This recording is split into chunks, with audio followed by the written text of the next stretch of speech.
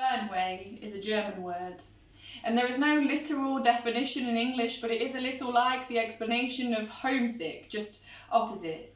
It means a longing to go back to a place you've never been, or a desperation to cast your eyes back onto things you've never seen. And funnily enough, I have lived by this word that isn't native to me, to the point where in every single one of my daydreams I have tried to conceive where home is and what that looks like, because in the 28 years of my life I have never been home. And Fernweh feels like such a great way to explain it. Why I've spent my life changing places but never found one I fit.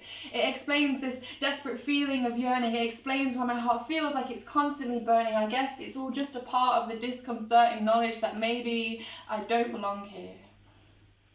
The desperation didn't end in the moment when Fernweh made sense, because really the knowledge of this word really only meant that obviously I had something to look for. And trust me, I have searched. Like, I remember washing pots in the back room of a church after I prayed, amongst other people's families and friends on a Sunday, and I was still looking after when I placed my fingertips against the stained glass and wondered if whoever it was on the other side could just take my hand and pull me back.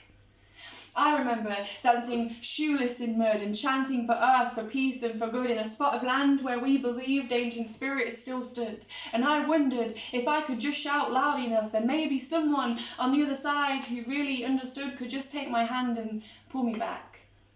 And I was still looking every single time I got on my bike to escape for a miles-long ride, just to sit by myself in the vast expanse of an unknown countryside, intentionally to build a romance between the great divide of my human mind and nature outside, just to feel like I belong here.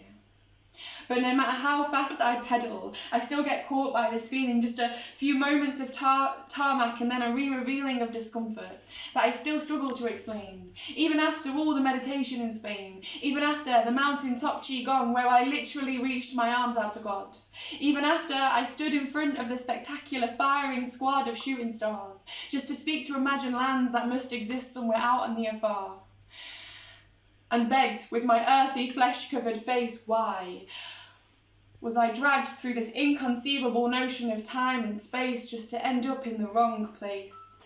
And please, can someone else explain to me why everyone else who is searching seems to just end up on their knees and covered in mud? And the doctors have listened but have misunderstood what I said, because this is not necessarily that I wish I was dead, it's just this world is filled with so much hopeless dread. I would be okay if we could all just go somewhere else instead. I've learned a lot lately, now I'm older and have a lot less spare time, that I haven't gone out to search for a while. But I'm not concerned. Fortunately for me, I have found an unconditional love for words, and if I could, I would write this one down in a big gold pen, pull it from the paper and wrap it around myself. Maybe I'd feel at home then, because really, I would rather dream my entire life away than ever try to exist without this feeling of Fernweh.